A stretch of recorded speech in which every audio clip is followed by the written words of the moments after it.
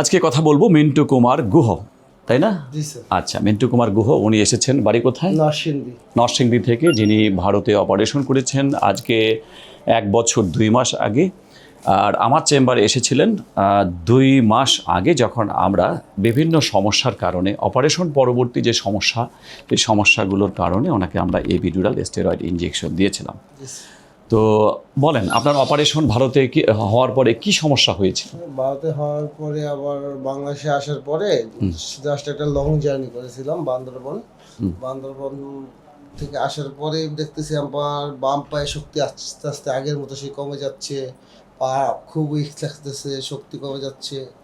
তারপর বাংলাদেশে আরো কয়েকজন। আপনার তো অপারেশন ভালোই হয়েছে। হ্যাঁ, অপারেশন ভালো হয়েছে। কারণ অপারেশন ভালো না হলে এতদিন তো ভালো থাকতেন না, কিন্তু হঠাৎ পরবর্তী 6 মাস পরে আমি আবার গেছিলাম ইন্ডিয়াতে, ওই জায়গায় ডাক্তার দেখে আসলাম, বলা হলো আপনার কোনো কিছু লাগবে না, অপারেশন 100% গুড। ওনার অপারেশন ভালোই হয়েছিল, কিন্তু অপারেশন পরবর্তী বিভিন্ন অনিয়মের কারণে আবারও প্রবলেমগুলো আসতে পারে। আবার যে পিএলআইডি হয়ে যাচ্ছে তা নয়, যেমন উনি জার্নি করেছিলেন পার্বত্য অঞ্চলে।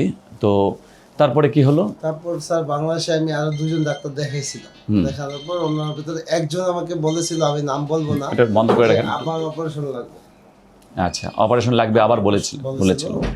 তারপর যাই হোক ফেসবুকে আপনার পেয়ে তারপর আমি আসলাম। আপনি দেখে বলছেন যে আপনার অপারেশন 100% সাকসেসফুল হয়েছে, আপনার কোনো ধরনের অপারেশন লাগবে না, ঠিক আছে। আপনার হয়তো চলাফেরার ইসের জন্য আপনার এইসব হালকা প্রবলেম দেখা দিয়েছে, এখন আপনি হয়তো বা এপিডুরাল ইনজেকশনের মাধ্যমে আপনি ভালো হয়ে যাবেন, আশা করি। এখন আসতে হবে না। এখন কি অবস্থা? ভালো আছি এখন, ভালো দেখি আমি আমার মাকে নিয়ে আসছি। তাহলে এপিডুরাল স্টেরয়েড ইনজেকশন দেওয়া হয়েছিল ওনার প্রায় 2 মাস আগে, এবং এটা অপারেশন পরবর্তীতে। এখন উনি আল্লাহর রহমতে সুন্দর আছেন, ভালো আছেন, স্বাভাবিক সব কাজ করছেন। জি স্যার। কি কাজ করেন আপনি? কি মেডিসিনের ব্যবসা। ও, মেডিসিনের ব্যবসা আপনার? আগে বলেন। যে কোথায় যেন? নরসিংদীতে ওনার মেডিসিনের নিজস্ব দোকান আছে। তো আজকে এসেছেন ওনার মাকে নিয়ে। উনি নিজে চিকিৎসার জন্য আসেন নাই, মায়ের সমস্যার জন্য এসেছেন।